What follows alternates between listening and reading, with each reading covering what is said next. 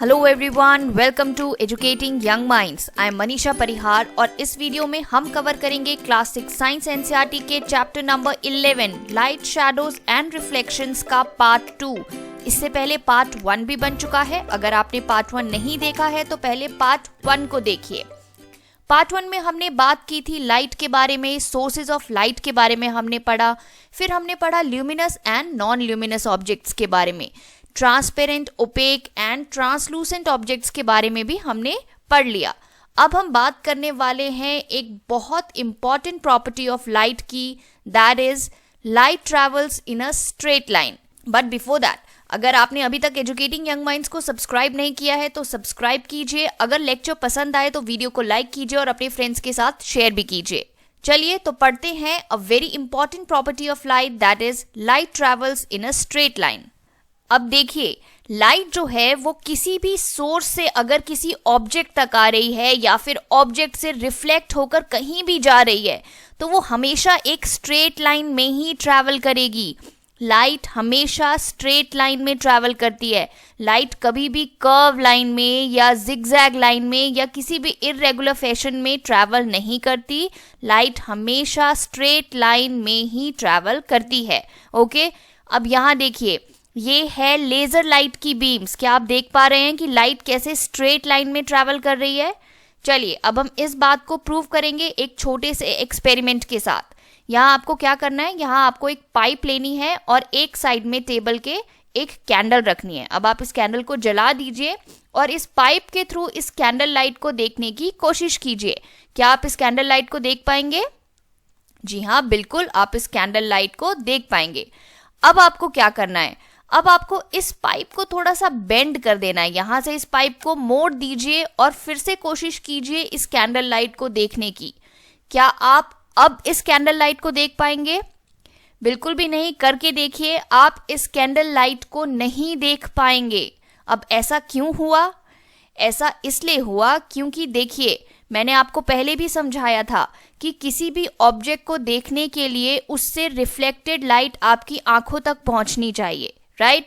तो यहाँ पर हम देखने की कोशिश कर रहे हैं इस कैंडल लाइट को। अब यहाँ पर क्या हो रहा है कि इस कैंडल लाइट से जो लाइट रिफ्लेक्ट हो रही है वो आपकी आंखों तक पहुंच पा रही है क्योंकि लाइट ट्रैवल करती है स्ट्रेट लाइन में। So light from the candle reaches eye and we are able to see the candle. लेकिन सेकेंड केस में क्या हुआ, आपने पाइप को बेंड कर दिया लेकिन लाइट तो स्ट्रेट लाइन में ही ट्रैवल करती है। तो अब इस कैंडल लाइट से जो लाइट रिफ्लेक्ट हो रही है वो आपकी आंखों तक नहीं पहुंच पा रही। अगर लाइट स्ट्रेट लाइन के बजाय कर्व लाइन में भी ट्रैवल किया करती तो वो आपकी आंखों तक पहुंच जाती, लेकिन ऐसा नहीं है। लाइट हमेशा स्ट्रेट लाइन में ही ट्रैवल करती है, तो इसकी जो लाइट है वो आपकी आंखों तक नहीं पहुंच पा रही है, इसलिए आपको ये कैंडल लाइट नहीं दिख रही है। We will observe that when the tube is bent, जब आपने इस ट्यूब को बेंड कर दिया, the candle flame cannot be seen. इस बात से प्रूव होता है कि light does not bend and travels in straight line. Light हमेशा स्ट्रेट लाइन में ही ट्रैवल करती है। यहाँ देखिए, जब आपने पाइप को स्ट्रेट रखा तो आप इस कैंडल लाइट को देख पाए।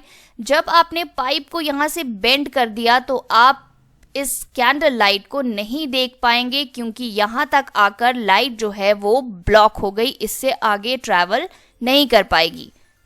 अब अगर आपने कभी पेड़ों के बीच में से आती हुई सनलाइट को ऑब्जर्व किया है तो आपने जरूर देखा होगा कि लाइट हमेशा स्ट्रेट लाइन में ट्रैवल करती है। यहाँ देखिए, सनलाइट जो है वो स्ट्रेट लाइन में ट्रैवल कर रही है।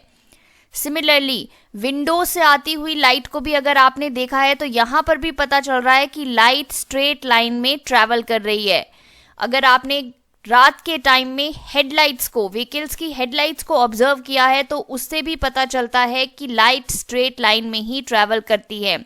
लाइट टावर से आने वाली लाइट को भी अगर आपने देखा है तो वहां से भी पता चलता है कि लाइट स्ट्रेट लाइन में ही ट्रैवल करती है। तो ये हैं कुछ एवरीडे एग्जाम्पल्स जो प्रूव करते हैं कि लाइट जो है वो स्ट्रेट लाइन में ही ट्रैवल करती है। सो अगर कोई भी पूछता है आपसे कि लाइट कैसे ट्रैवल करती है, स्ट्रेट लाइन में, जिगजैग लाइन में, कर्व लाइन में या फिर बोथ ए एंड सी, कुछ भी कहे, तो आपका जवाब हमेशा क्या होगा कि लाइट हमेशा स्ट्रेट लाइन में ही ट्रैवल करती है। लाइट ऐसे घूम घूम के कर्वी लीनियर पाथ पे या फिर जिगजैग पाथ पे नहीं चलती, हमेशा स्ट्रेट पाथ पे ही चलती है। Okay, let's move forward. तो अब हम बात करते हैं शेडोज की, यानी परछाई की। हम हर दिन अपनी परछाई देखते हैं और भी बहुत सारे ऑब्जेक्ट्स की परछाई को ऑब्जर्व करते हैं। तो चलिए इनके बारे में थोड़ा डिटेल में बात करते हैं। सबसे पहले ये समझते हैं कि आखिर ये शैडोज बनती क्यों हैं। यहाँ देखिए, यहाँ सनलाइट जो है वो इन ट्रीज पर पड़ रही है, राइट। अब क्या हो रहा है कि ये ट्री है एक ओपेक ऑब्जेक्ट। एक ओपेक ऑब्जेक्ट हमेशा लाइट को ब्लॉक कर देता है, पास नहीं होने देता। ये हम ऑलरेडी पढ़ चुके हैं। तो आप देखिए, इस ओपेक ऑब्जेक्ट ने लाइट को ब्लॉक कर दिया, इससे आगे वो इसे पास नहीं होने दे रहा है। इसीलिए यहाँ पर एक डार्क रीजन क्रिएट हो गया जिसे हम शैडो कहते हैं। अब यहाँ देखिए, यहाँ तो लाइट पहुंच रही है, इसलिए यहाँ पर कोई भी शैडो क्रिएट नहीं हुई। तो बेसिकली आपको क्या समझ में आया कि जब भी लाइट को कोई भी ऑब्जेक्ट जो है वो ऑब्स्ट्रक्ट कर देगा या लाइट को ब्लॉक कर देगा तो उस एरिया में बन जाती है शेडो। यहाँ देखिए, यहाँ से सनलाइट आ रही है, ये ट्रीज जो हैं वो इस सनलाइट को ब्लॉक कर रहे हैं, इसलिए ग्राउंड पर आपको एक डार्क रीजन दिखाई दे रहा है जहां तक लाइट नहीं पहुंच पा रही, और इसे हम कहते हैं शेडो। यहाँ पर भी लाइट आ रही है, इस चेयर ने लाइट को ब्लॉक कर दिया तो नीचे क्या बन गई, इस चेयर की शेडो बन गई। अब यहाँ देखिए, यहाँ से ये खुली है,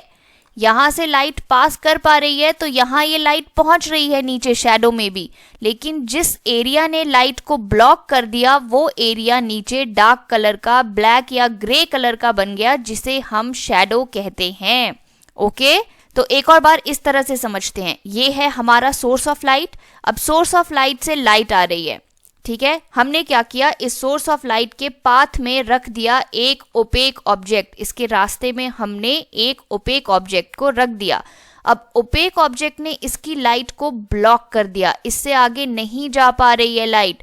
तो लाइट क्या करेगी, यहाँ से ऐसे निकल जाएगी, इधर से और इधर से, क्योंकि सीधी तो नहीं जा पा रही है। यहाँ एक ऑब्जेक्ट है जो ओपेक है और इसके थ्रू लाइट पास नहीं हो पा रही है। तो इस पूरे एरिया में एक डार्क रीजन क्रिएट हो जाएगा जिसे हम कहते हैं शेडो। इसके पीछे बन जाएगी इसकी shadow. An area of darkness या फिर shadow is form by the opaque object. समझ में आ गया। Shadows are formed when path of light is blocked by an opaque object. जब भी लाइट के पाथ को एक ओपेक ऑब्जेक्ट ब्लॉक कर देगा तो वहां शेडो बन जाएगी। ओके, चलिए आगे बढ़ते हैं। अब देखिए, शेडो बनने के लिए 3 कंडीशंस का होना बहुत जरूरी है। वो 3 कंडीशंस क्या हैं? सबसे पहली है लाइट सोर्स। लाइट तो होनी ही चाहिए, लाइट होगी तभी शेडो बनेगी। दूसरा इंपॉर्टेंट चीज है कोई ओपेक ऑब्जेक्ट, कोई ऑब्जेक्ट भी होना चाहिए जिसकी शेडो बनेगी। और तीसरी इंपॉर्टेंट चीज है कोई स्क्रीन या सरफेस बिहाइंड द ऑब्जेक्ट। जैसे यहाँ पर शेडो कहाँ बन रही है, ग्राउंड पे बन रही है, कहीं पर वॉल पर बनती है, तो कोई स्क्रीन या सरफेस होना चाहिए जहां वो शेडो बनेगी। ये 3 चीजें इंपॉर्टेंट है शेडो बनने के लिए। सबसे पहले हमने कहा लाइट। अब देखिए, अंधेरे में आपने कभी किसी की शेडो देखी है? नहीं देखी है। अगर लाइट नहीं होगी तो शेडो भी नहीं बनेगी। यहाँ पर लाइट आई तो इस इंसान की शेडो यहाँ पर बन रही है। तो बेसिकली पहली इंपॉर्टेंट कंडीशन हमने क्या पढ़ ली कि लाइट सोर्स होगा तभी शेडो बनेगी। दूसरा इंपॉर्टेंट चीज मैंने आपको कहा कि एक ओपेक ऑब्जेक्ट भी जरूरी है शेडो बनने के लिए। अब यहाँ पर कोई ऑब्जेक्ट नहीं है तो इस रोड पर कोई शेडो नहीं बन रही। अब यहाँ ऑब्जेक्ट्स हैं जैसे कि ट्री हैं जो लाइट को ब्लॉक कर रहे हैं, तो शेडो भी बन रही है। यानी दूसरी इंपॉर्टेंट चीज है कि ऑब्जेक्ट भी होना चाहिए तभी शेडो बनेगी। तीसरी इंपॉर्टेंट चीज, a shadow is obtained on a screen और सरफेस। ये भी मैंने आपको कहा था कि कोई स्क्रीन या सरफेस भी होना चाहिए जिस पर शेडो बनेगी। जैसे यहाँ पर शेडो बन रही है ग्राउंड पे, यहाँ पर भी इस ट्री की शेडो बन रही है इस ग्राउंड पे। सिमिलरली यहाँ देखिए, अंधेरे में जब इस गर्ल ने इस बॉय के ऊपर टॉर्च लगाई तो उसकी शेडो यहाँ पीछे बन रही है इस स्क्रीन पे। सपोज कीजिए यहाँ कोई स्क्रीन ही नहीं होती तो शेडो भी नहीं बनती, राइट। तो आप समझ गए 3 कंडीशंस जो नेसेसरी हैं शेडो बनने के लिए। पहली कंडीशन है लाइट सोर्स, दूसरी कंडीशन है एन ओपेक ऑब्जेक्ट और तीसरी कंडीशन है स्क्रीन और surface behind the object. Okay, तो अब बात करते हैं प्रॉपर्टीज ऑफ शैडो की। शैडो की कुछ प्रॉपर्टीज के बारे में हम बात करेंगे। तो सबसे पहले प्रॉपर्टी है transparent objects do not make shadows, object must be opaque और ट्रांसलूसेंट। शैडोज बनाने के लिए ऑब्जेक्ट जो है जिसकी शैडो बनेगी वो या तो ओपेक होना चाहिए या ट्रांसलूसेंट होना चाहिए। ट्रांसपेरेंट ऑब्जेक्ट्स की शैडो नहीं बनती। ऐसा क्यों? हमने पहले ही पढ़ा था, ट्रांसपेरेंट ऑब्जेक्ट जो होते हैं वो लाइट को ब्लॉक नहीं करते। ट्रांसपेरेंट ऑब्जेक्ट्स लाइट को अपने थ्रू पास होने देते हैं, इसीलिए हम उन्हें ट्रांसपेरेंट कहते हैं और हम उनके आर पार देख पाते हैं, राइट? जैसे कि ग्लास हो गया, ग्लास कभी लाइट को ब्लॉक नहीं करता, वो लाइट को पास होने देता है। तो जो ट्रांसपेरेंट ऑब्जेक्ट होगा जब वो लाइट को ब्लॉक ही नहीं करेगा तो उसकी शैडो कैसे बनेगी? इसीलिए अगर शैडो बनानी है तो ऑब्जेक्ट जो है या तो ओपेक होना चाहिए या ट्रांसलूसेंट होना चाहिए। ओके, एक प्रॉपर्टी हो गई। दूसरी की बात करते हैं। शैडोज आर ब्लैक और ग्रे इन कलर। ये तो आपने देखा ही है, शैडोज जो होती हैं चाहे किसी भी ऑब्जेक्ट की हो, यहाँ पर इस ट्री की बन रही है तो भी ब्लैक और ग्रे दिख रही है, यहाँ इस चेयर की बन रही है तो भी ब्लैक और ग्रे दिख रही है। ऐसा नहीं होता कि शैडोज जो हैं वो जिस कलर का ऑब्जेक्ट हो उसी कलर की बनती है। शैडोज हमेशा ब्लैक या ग्रे कलर की होंगी। तो ये दो प्रॉपर्टीज हमारी हो गई। थर्ड प्रॉपर्टी देखते हैं। It is formed opposite to the source of light. अब अगर आपने गौर किया होगा, जिस डायरेक्शन से लाइट आ रही है उसकी ऑपोजिट डायरेक्शन में हमेशा शैडो बनती है। Shadows are always formed opposite to the direction of light. Okay, alright, so ये तीन प्रॉपर्टीज हो गई। अब बात करते हैं फोर्थ प्रॉपर्टी की। The shadow can be seen only on a screen. ये मैं आपको पहले भी बता चुकी हूं कि शैडोज हमेशा एक स्क्रीन पर ही बनती है, या वो ग्राउंड हो सकता है, वॉल्स हो सकती है, कोई बिल्डिंग हो सकती है, या कोई भी और सरफेस हो सकता है जिसपे वो शैडो बनेगी। यहाँ देखिए, यहाँ पर शैडो एक स्क्रीन पर बन रही है, इस ग्राउंड पे बन रही है, कभी वॉल पे बनती है, किसी बिल्डिंग पे बनती है। तो स्क्रीन के बिना शैडोज नहीं बनती। ओके, तो पहली चार प्रॉपर्टीज के बारे में हमने पढ़ लिया। अब बात करते हैं फिफ्थ प्रॉपर्टी की। Shadow sometimes gives lot of information about the object. Sometimes shadows can mislead us about the shape of the object। कहने का मतलब ये कि कभी कभी तो आपको शैडो देख के पता चल जाएगा कि वो किस ऑब्जेक्ट की शैडो है, लेकिन कभी कभी आपको धोखा भी हो सकता है। देखते हैं कैसे। अब यहाँ देखिए, यहाँ देखकर पता चल रहा है कि ये किसी पर्सन की शैडो है, किसी ह्यूमन बीइंग की शैडो है, राइट? यहाँ पर भी पता चल रहा है कि ये किसी चेयर की शैडो है। लेकिन इस तरह से जब आप वॉल पर शैडोज बनाते हैं डिफरेंट एनिमल्स की, तो देखकर तो लगता है कि ये किसी एनिमल की शैडो है, लेकिन ये तो आप अपने हाथ से बना रहे हैं। तो sometimes shadow can mislead you, आपको गलत गाइड कर सकती है कि ये किस चीज की शैडो है। ओके, अब जैसे यहाँ देखिए, यहाँ पर अगर हमने इस सिलेंडर को इस पोजीशन में रखा तो शैडो कैसी बनेगी? क्योंकि लाइट ऐसे ब्लॉक हो रही है तो शैडो यहाँ से ये सिलेंडर सर्कुलर है तो शैडो कैसी बनेगी? सर्कुलर बनेगी, राइट? लेकिन अगर आपने सिलेंडर को इस तरह से रखा तो शैडो इस तरह से बनेगी। इसीलिए मैंने कहा कि कभी कभी शैडो जो है वो आपको मिसलीड कर सकती है कि वो किस ऑब्जेक्ट की शैडो है। ऑलराइट, सो लास्ट प्रॉपर्टी देखते हैं। Shape of the shadow is always similar to that of the object but the size of the shadow varies. अब देखो, जो साइज ऑफ द शैडो है वो वेरी करता है। किस बात पे वेरी करता है? कि जहां से लाइट आ रही है, यानी सोर्स ऑफ लाइट और जिस ऑब्जेक्ट की शैडो बन रही है उसके बीच में कितना डिस्टेंस है, इस बात पे डिपेंड करेगा कि शैडो का साइज कितना होगा। जैसे यहाँ देखिए, अगर सोर्स ऑफ लाइट है यहाँ पर सन, और ये है हमारा ऑब्जेक्ट। अगर सोर्स ऑफ लाइट और ऑब्जेक्ट काफी नजदीक हैं तो उसकी शैडो काफी बड़ी बनती है। ऐसा इसलिए क्योंकि ये जो ऑब्जेक्ट है वो काफी ज्यादा लाइट को ब्लॉक कर पा रहा है। ये ऑब्जेक्ट जो है ये काफी लाइट को ब्लॉक कर रहा है, इसी वजह से ये जो शैडो है वो काफी बड़ी बन रही है। लेकिन जब सोर्स ऑफ लाइट और ऑब्जेक्ट के बीच का आप डिस्टेंस इंक्रीज कर देंगे तो देखिए सिर्फ इतनी लाइट ब्लॉक हो रही है, बाकी की लाइट यहां से तो निकल जाएगी, तो शैडो जो है वो छोटी बनेगी। आप समझ पाए?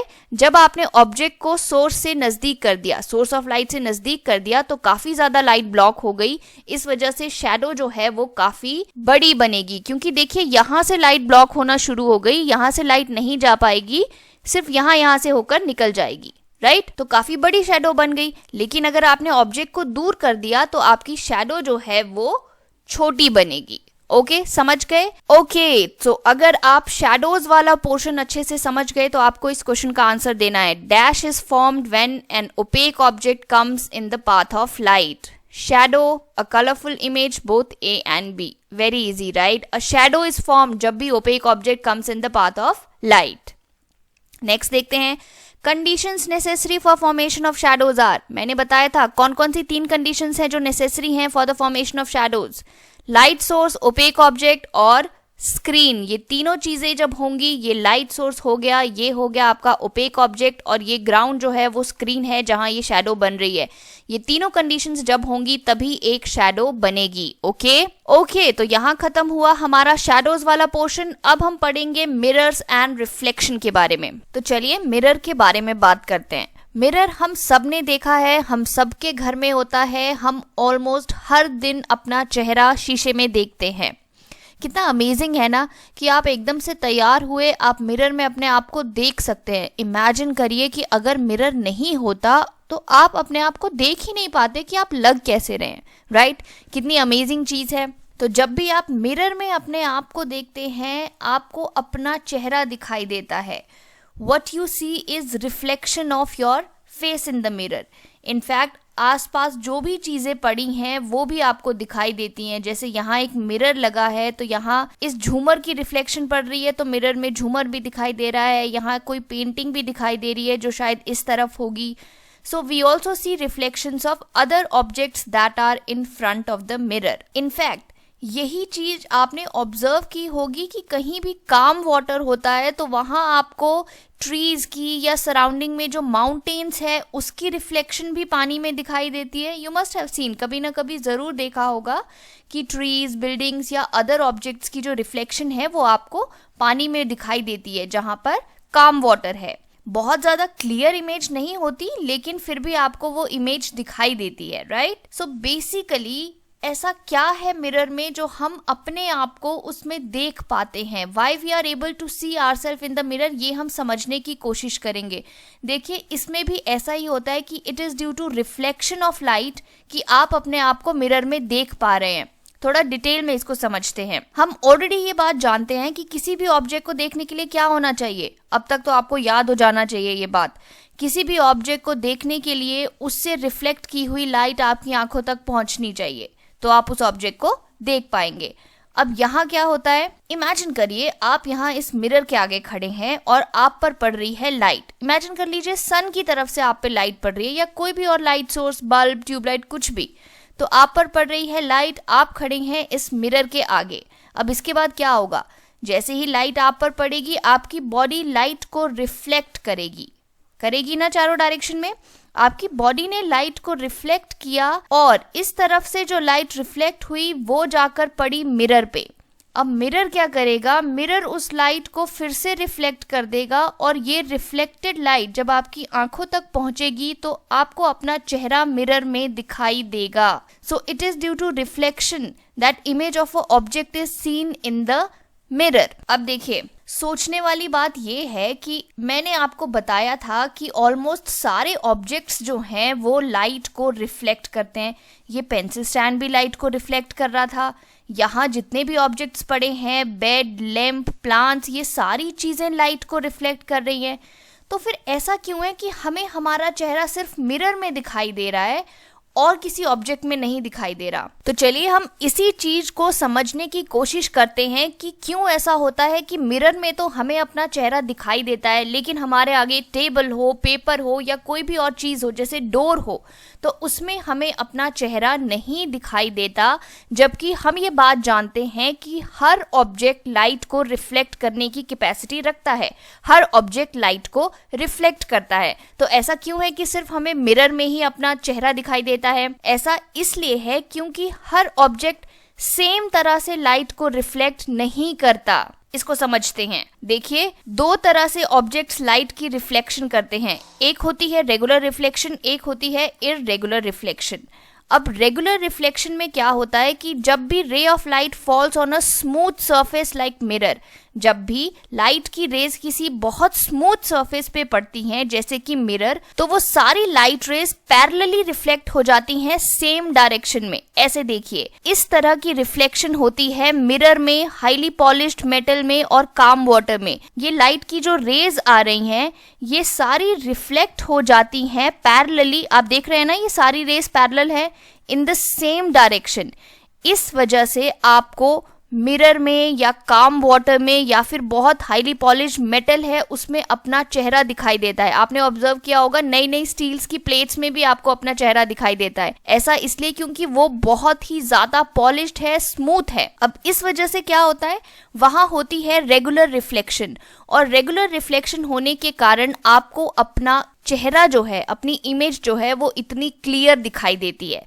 जबकि वहीं अगर हम बात करें सोफा, टेबल, चेयर, कुर्सी, पेपर, ये जो सारी चीजें हैं जिसमें आप अपना चेहरा नहीं देख सकते, उसमें होती है इररेगुलर रिफ्लेक्शन, क्योंकि इनका सरफेस जो है वो रफ होता है। जब भी लाइट की रेज किसी रफ या इररेगुलर सरफेस पे पड़ती हैं जैसे कि paper, plastic chair, table, book etcetera, तो लाइट रेज जो हैं वो डिफरेंट डायरेक्शंस में रिफ्लेक्ट हो जाती हैं। यहाँ देखिए, इररेगुलर रिफ्लेक्शन में कैसा होता है, लाइट जो है वो डिफरेंट डायरेक्शंस में रिफ्लेक्ट हो रही है। इसकी वजह से आप जो है इन सारी चीजों में अपनी इमेज को नहीं देख पाते। आप कभी भी किसी टेबल, चेयर या पेपर में अपनी इमेज को नहीं देख पाएंगे। क्यों? क्योंकि उसका सरफेस जो है वो रफ होता है और वहाँ होती है इररेगुलर रिफ्लेक्शन। मिरर जो है वो बहुत ही ज़्यादा स्मूथ होता है, इस वजह से वहां होती है रेगुलर रिफ्लेक्शन और आपको अपना चेहरा दिखाई देता है। अब जैसे हमने स्टील की प्लेट्स की बात की थी, जब आप नई नई स्टील की प्लेट लाते हैं तो उसका सरफेस बड़ा ही स्मूथ होता है, तो आपको काफी क्लियर इमेज दिखाई देती है उसके अंदर। लेकिन धीरे धीरे वो रफ होता जाता है तो आपको उसमें धुंधला धुंधला सा दिखाई देता है, इतनी ज्यादा क्लियर इमेज नहीं दिखाई देती, राइट। अब इसीलिए ताकि हम अपने आप को देख पाए, मिरर्स को बनाया जाता है। अब ये आप सबको जरूर देखना है कि मिरर्स को कैसे बनाया जाता है। YouTube पे कोई भी वीडियो सर्च कीजिए और देखिए कि मिरर्स को कैसे बनाया जाता है। सिंपल वे में मैं आपको बता देती हूँ। देखिए, मिरर बनाने के लिए बहुत ही थिन और स्मूथ लेयर ऑफ सिल्वर को ग्लास के ऊपर डिपॉजिट किया जाता है। समझ गए? ग्लास के ऊपर सिल्वर की एक लेयर को, पतली सी लेयर को डिपॉजिट किया जाता है। इससे क्या हो जाता है, वो काफी शाइनी एंड स्मूथ बन जाता है, इसलिए वो 99% ऑफ द लाइट को रिफ्लेक्ट कर पाता है, उसमें रेगुलर रिफ्लेक्शन होती है और उस वजह से आप अपने आप को मिरर में देख पाते हैं। तो अगर कोई भी आपसे पूछता है कि मिरर में ऐसा क्या है कि आप उसमें अपने आप को देख पाते हैं, तो आप कहेंगे वो बहुत ही शाइनी और स्मूथ होता है, उसमें रेगुलर रिफ्लेक्शन होती है, इस वजह से हमें हमारी इमेज मिरर में दिखती है। ओके, सो अब ये पॉइंट क्लियर हो गया कि मिरर में हमें इमेज इसलिए दिखती है अपनी, क्योंकि मिरर बहुत ही स्मूथ एंड शाइनी होता है, उसमें रेगुलर रिफ्लेक्शन होती है, इस वजह से आपको अपनी इमेज दिखाई देगी। वहीं अगर आप कोशिश करें किसी पेपर में अपने आप को देखने की या किसी वुड में अपने आप को देखने की, तो आपको अपना चेहरा नहीं दिखाई देगा, क्योंकि उसका सरफेस जो है वो रफ है और वहां इररेगुलर रिफ्लेक्शन होती है। ओके, समझ आ गया? चलिए अब बात करते हैं पिन होल कैमरा की। अब कैमरा क्या होता है ये सब जानते हैं, कैमरा सबके पास होता है, हम कैमरा से अपनी फोटोग्राफ्स खींचते हैं। अब पिन होल कैमरा क्या होता है ये समझते हैं। So a pinhole camera is a device which forms an image of a bright object on a screen without using a lens. Yes, pinhole camera में भी किसी ऑब्जेक्ट की इमेज को स्क्रीन पर ऑब्टेन किया जा सकता है और इसमें किसी लेंस का इस्तेमाल भी नहीं होता। कैमराज में लेंसेज होते हैं, you know that, right? So pin hole camera जो होता है, it works on the principal that light travels in a straight line. अब ये हम अच्छे से समझेंगे। पिन होल कैमरा को बहुत ही आसानी से सिंपल मटेरियल से बना सकते हैं। चलिए इसको बनाकर देखते हैं और समझते हैं कि कैसे पिन होल कैमरा में इमेजेस बनती हैं। ओके, तो इसके लिए आपको करना क्या है, आपको 2 कार्डबोर्ड के बॉक्सेस लेने हैं। एक बॉक्स थोड़ा बड़ा होना चाहिए और एक उससे थोड़ा छोटा होना चाहिए। इस तरह से आपको एक लार्जर बॉक्स लेना है, एक स्मॉलर बॉक्स लेना है और उसके बाद इंश्योर करना है कि ये जो स्मॉलर बॉक्स है ये लार्ज बॉक्स के अंदर इस तरह से फिट हो जाना चाहिए और ज़्यादा गैप नहीं रहना चाहिए। ओके, अब उसके बाद क्या करिए, cut open one side of each box. ये वाली जो साइड है वो आप दोनों बॉक्सेस की कट कर दीजिए, ये ओपन होनी चाहिए। ठीक है, उसके बाद आपको क्या करना है, जो आपका लार्जर बॉक्स है उसकी ऑपोजिट साइड में एक बहुत ही छोटा सा होल करना है सेंटर में।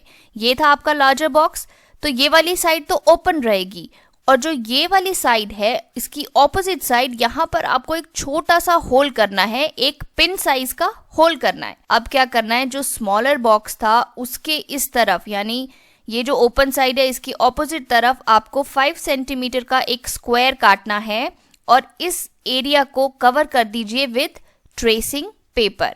ओके, अब देख लीजिए, एक आपने लार्जर बॉक्स ले लिया, एक आपने स्मॉलर बॉक्स ले लिया। लार्जर बॉक्स के इस तरफ आपने एक छोटा सा होल कर दिया, जो स्मॉल बॉक्स था उसके यहाँ पर आपने एक स्क्वायर काट दिया 5 सेंटीमीटर जिसकी साइड है और वहां लगा दिया एक ट्रेसिंग पेपर। इसके बाद आपको इस स्मॉलर बॉक्स को इस लार्जर बॉक्स के अंदर डालना है इस तरह से। ये बाहर वाला है आपका लार्जर बॉक्स, ये अंदर आपने डाल दिया आपका स्मॉलर बॉक्स। बाहर वाले बॉक्स में क्या है, एक पिन साइज का होल है और अंदर वाले बॉक्स में लगा है एक ट्रेसिंग पेपर। तो ये बनकर रेडी हो गया आपका पिन होल कैमरा। अब बस आपको अपने हेड को और इस कैमरा को ब्लैक क्लॉथ से कवर करना है और इस कैमरा से आप किसी भी ऑब्जेक्ट को देखिए। तो चलिए देखने की कोशिश करते हैं। जैसे ही आपने इस पिन होल कैमरा से किसी ऑब्जेक्ट को देखने की कोशिश की, ये देखिए ये है आपका पिन होल कैमरा। यहाँ है वो छोटा सा होल, ये जो है जहां पर ये ट्री की इमेज आपको दिख रही है, ये है आपका ट्रेसिंग पेपर। यहाँ आपने ट्रेसिंग पेपर लगाया था इस तरफ। जैसे ही आप इस होल से बाहर किसी भी ऑब्जेक्ट को देखेंगे तो यू विल नोटिस कि इस ट्रेसिंग पेपर पर इस ऑब्जेक्ट की इमेज बन जाएगी। जैसे आप ट्री को देख रहे हैं तो ट्री की इमेज बन जाएगी, लेकिन इन्वर्टेड बनेगी, उल्टी बनेगी और साइज में छोटी होगी। अब ऐसा क्यों हुआ ये हमें समझना है, तो चलिए समझते हैं कि why we get inverted image in a pinhole camera। Pinhole camera में हमें इन्वर्टेड इमेज देखने को क्यों मिलती है। इन्वर्टेड यानी अपसाइड डाउन। आप देख रहे हैं यहाँ पे आपको उल्टा ट्री दिखाई दे रहा है, राइट। अब ऐसा इसलिए होता है क्योंकि light travels in a straight line. अब देखिए होता क्या है कि यहाँ है पिन होल, तो लाइट आने का, इस कैमरा के अंदर लाइट आने का सिर्फ ये सोर्स है। बहुत ही छोटा सा होल है जिसके अंदर से लाइट अंदर आ सकती है। Light rays coming from the top point of the object passes through the pinhole and strikes the tracing paper in the lower point। हुआ क्या, जो टॉप पॉइंट से, ये हमारा ऑब्जेक्ट था, इसके टॉप पॉइंट से जो लाइट आई वो इस तरह से आई, उसने पिन होल को क्रॉस किया और क्योंकि लाइट स्ट्रेट लाइन में ही ट्रैवल करती है तो उसने ट्रेसिंग पेपर के सबसे लोअर पॉइंट को जाकर स्ट्राइक किया। इसी तरह से जितनी भी लाइट रेज आई उन्होंने पिन होल को क्रॉस किया और इस तरह से आपकी इमेज बनती गई। तो जो लोअर मोस्ट पोर्शन था, जब वहां से लाइट आई उसने पिन होल को स्ट्राइक किया और ट्रेसिंग पेपर के सबसे ऊपर जाकर स्ट्राइक किया। आप समझ पाए, ऐसा इसलिए हुआ क्योंकि बहुत छोटा सा पॉइंट था जिससे लाइट आ सकती थी। तो लाइट क्योंकि स्ट्रेट लाइन में ही चलती है तो यहाँ से लाइट आई तो वो इस तरह से सीधी गई और ट्रेसिंग पेपर के सबसे लोअर पॉइंट पर जाकर उसने स्ट्राइक किया। इसी तरह से लाइट ऐसे ऐसे जाती गई और इमेज जो है वो उल्टी बनती गई। इसीलिए पिन होल कैमरा में आपको इन्वर्टेड इमेज देखने को मिलती है। ऑलराइट, सो अगर आपको कोई पूछे कि properties of image form by pinhole camera कैसी इमेजेस बनाता है तो आप आसानी से बता पाएंगे। पहली बात, कलर्ड इमेज बनाता है, वैसी की वैसी बना रहा है। ऐसा नहीं है कि शेडो की तरह ब्लैक और ग्रे कलर आपको दिख रहा है। कलर्ड इमेज बना रहा है, लेकिन हाँ इमेज इन्वर्टेड है, उल्टी है और स्मॉलर भी है इन साइज। ओके, सो ये 3 प्रॉपर्टीज हो गई of image form by pinhole camera. Coloured होती है, इन्वर्टेड होती है, स्मॉलर इन साइज होती है। अब इसी तरह से एक नेचुरल पिनहोल कैमरा भी आपको देखने को मिलता है नेचर में। अब वो क्या है देखते हैं। अगर आपने गौर किया होगा तो किसी भी ट्री जिसमें बहुत सारी लीव्स है उसके नीचे से जब आप जाते हैं तो वहां ग्राउंड पर बहुत सारी patches of sunlight of round shape आपको देखने को मिलती हैं। बेसिकली ऐसी ऐसी सन की शेप्ड की सर्कुलर इमेजेस जो हैं वो आपको ग्राउंड पे देखने को मिलती हैं। पिन होल इमेजेस ऑफ सन कहते हैं इसे। अब ये कैसे बनती हैं? अब ये इसलिए बन रही हैं क्योंकि ट्री में बहुत सारी लीव्स हैं, बहुत सारी पत्ते हैं और पत्तों के बीच में गैप भी होता है। जैसे यहाँ देखिए गैप होता है ना, बड़ा सारा, बहुत जगह छोटा छोटा छोटा छोटा गैप होता है। तो ये जो गैप है लीव्स के बीच में, ये एक्ट करता है एज पिन होल की तरह एक्ट कर रहा है, जैसे हमने पिन होल कैमरा में देखा। और इस पिन होल से लाइट आ रही है जो नीचे पड़ रही है ग्राउंड पे। ग्राउंड किस तरह से एक्ट कर रहा है? ट्रेसिंग पेपर की तरह, स्क्रीन की तरह, जहां इमेजेस बनेगी। तो लीव्स के बीच का जो गैप है वो एक्ट करता है एज पिन होल, जहां से सनलाइट आती है। ग्राउंड एक्ट करता है एज स्क्रीन या ट्रेसिंग पेपर, जो हमने पिन होल में देखा था, जहां पर इमेजेस बनेगी।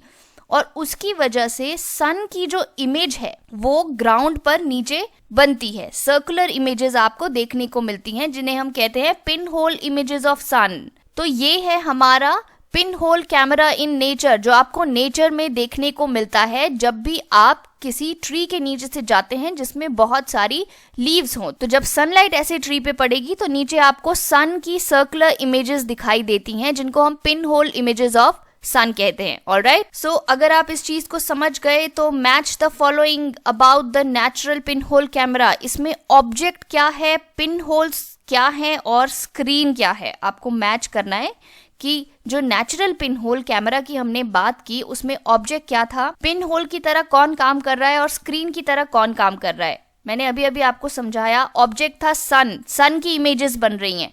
पिन होल्स की तरह एक्ट कर रही हैं गैप्स बिटवीन द लीव्स, जो लीव्स के बीच में गैप है वो एक्ट करनी है एज पिन होल। और स्क्रीन है हमारी ग्राउंड, जिस ग्राउंड पे सन की इमेज बन रही है। ओके, समझ गए? ऑलराइट गाइज, यहाँ खत्म हो गया हमारा chapter light shadows and reflections का पार्ट 2 भी। आई रियली होप आपको चैप्टर समझ में आया होगा, इंटरेस्टिंग लगा होगा। बहुत कुछ इंटरेस्टिंग चीजें थी इस चैप्टर में सीखने को। अगर आपको वीडियो अच्छी लगी तो वीडियो को लाइक जरूर करना, शेयर जरूर करना और एजुकेटिंग यंग माइंड्स को सब्सक्राइब जरूर करना। पढ़ते रहिए। Thank you so much.